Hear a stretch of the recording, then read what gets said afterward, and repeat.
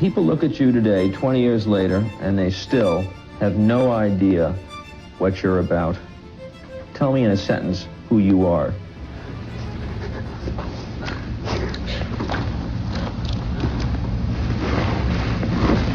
Nobody.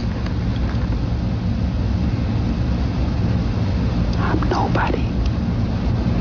I'm a tramp, a bum, a hobo. I'm a boxcar and a jug of wine. And a straight razor if you get too close to me. Charles Manson was born on November 12, 1934, in Cincinnati, Ohio. His early life was marked by struggle and instability. He grew up in a broken home and had a troubled childhood, bouncing between various relatives and institutions. As he entered adulthood, he found himself entangled in a life of crime, spending much of his time in and out of prison. In the late 1960s, Manson started to gather a group of followers around him. He preached a strange and twisted ideology that mixed elements of spirituality, racial warfare, and apocalyptic visions. Manson convinced his followers that he was a messiah-like figure, here to bring about a revolution that would cleanse the world of its perceived injustices. His group, known as the Manson Family, consisted mostly of young women who were enthralled by Manson's words and promises of a utopian society. They were willing to do anything for their leader, even committing heinous acts of violence. In August 1969, Manson ordered his followers to carry out a series of brutal murders. On the night of August 8, they invaded the home of actress Sharon Tate, who was 8 months pregnant, and 4 others. They were mercilessly slaughtered in a horrifying act of violence that shocked the nation. The following night, Manson's followers struck again, killing Leno and Rosemary LaBianca in their own home. The Manson family's reign of terror sent shockwaves throughout the country. The details of the murders were gruesome, and the public was captivated by the bizarre motives behind them.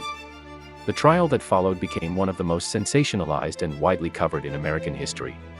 During the trial, Manson's dark charisma was on full display. He played mind games with the court and the media, reveling in the attention he received. His followers remained loyal to him, even as the evidence against him mounted. In 1971, Manson was ultimately found guilty of first-degree murder and conspiracy to commit murder. He was sentenced to death, but his sentence was later commuted to life in prison when the death penalty was temporarily abolished in California. Over the years, Manson's influence waned, and he became a symbol of evil and madness. He spent the rest of his life behind bars, occasionally making headlines with his bizarre behavior and manipulative tactics. Charles Manson died on November 19, 2017, at the age of 83. His death marked the end of a dark chapter in American history, but his legacy of manipulation and violence continues to haunt the public's consciousness. As mad as a hatter, what difference does it make?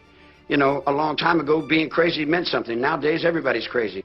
Manson is sort of a showman, like when he tried to, as he puts it, take me to a higher level.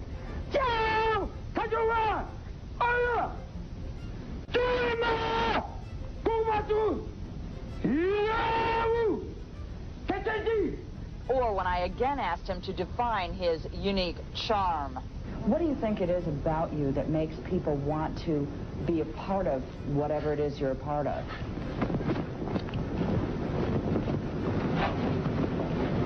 I'm brand new. Everything I do is always brand new. I'm on the premise of reality. I walk a real road. I'm a real person inside. I'm not a phony. I don't put on no airs. I say what I think. You see what I'm saying? Aren't you putting on an air now? Aren't you putting on an air for me? When you look it back, see if it's an air. See if where you get it. And someone sees it and goes by and they say, hey, how you doing? I say, pretty good. How you? The story of Charles Manson serves as a chilling reminder of the power that one charismatic individual can wield over vulnerable minds.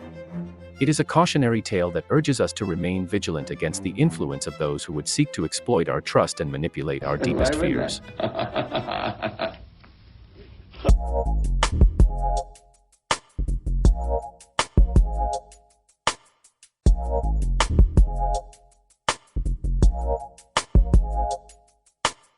Thanks for watching. Did you enjoy this video? Check out these other clips. Make sure to subscribe and ring the bell to be notified about our new videos.